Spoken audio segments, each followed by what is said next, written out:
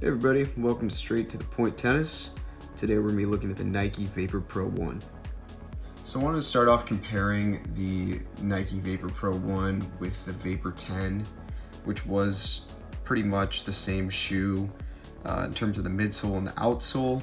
You'll see there's a significant difference in the upper and sort of the design philosophy that they adopted in the Vapor Pro 1. But in general, these two shoes are very similar. So in the Nike Vapor Pro 1 and the Vapor X, the outsole is pretty much identical. In terms of what they deployed here, they went with a multi-directional herringbone. I think the rubber on this one does tend to wear pretty quickly. It's sort of a soft, malleable rubber, different from the harder XDR that Nike Vapors have been known for many years and decades. But this traction does perform well. It grips the court extremely well. It does allow for sliding. I think one thing in hindsight, if they ever do Pro-Tro this shoe, reissue it with some upgrades, I would really hope that they take a look at this shank here and ways to maybe reduce the overall length of it.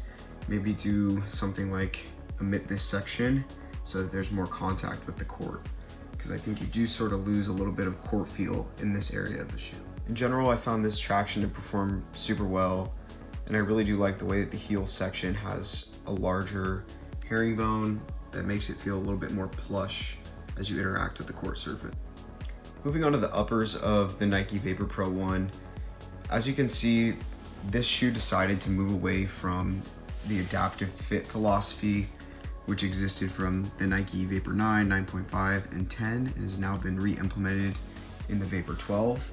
These, adaptive fit eyelets that basically sit on the top portion of the upper allow a really cinched feeling around your foot. The Vapor Pro 1 upper, on the other hand, went away from that philosophy. You can see that really the lace eyelets are just sewn into the top of the upper, so it sort of wraps around just the top portion of your foot. I think what they were trying to do with the Vapor Pro 1 was use this boot construction as an alternative way to make the shoe wrap around your foot better. But the problem is that that layer of customizable, let's say fit, is really only as thick as this neoprene sleeve. Then the exterior sort of sidewalls of the shoe on the lateral and medial side are just this very flexible, thin mesh with a little bit of a plastic overlay. And then as you can see, in certain areas they've added more plastic. So it is super thin and you don't really get that customized fit throughout the shoe. One thing about this upper that I think they did a terrific job with is the foot frame.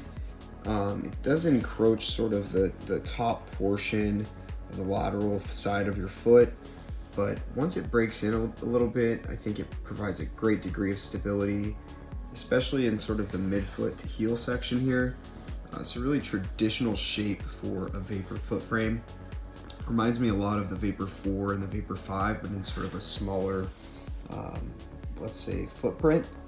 And I think that really does a great job at containing the foot in a really lightweight plastic package that doesn't really intervene with the midsole. As you can see, it does sit a fair degree above the midsole, despite the midsole being on the thinner side. I'd also say that this toe guard on the Vapor Pro 1 is definitely an upgrade over what they had on the Vapor 10, which is pretty measly.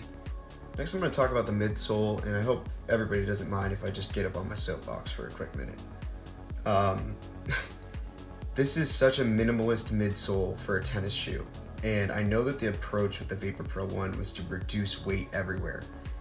We can tell by the move away from adaptive fit that they really wanted to make the top of the shoe and the upper lighter and more nimble on the court. My issue with making the midsole increasingly minimalist is that it just feels like they're trying to cut costs, improve their margins, and save money. Because candidly, they were putting full-length Zoom Air cushion in the Vapor 4s and 5s in 2007 and 2008. Now we're in a place where they only put one measly Zoom bag in the heel, and most tennis players apply most of their pressure into the court on the balls of their feet. So really all you're dealing with is a thin layer of Phylon and the stock insole protecting you between hard concrete and the balls of your feet.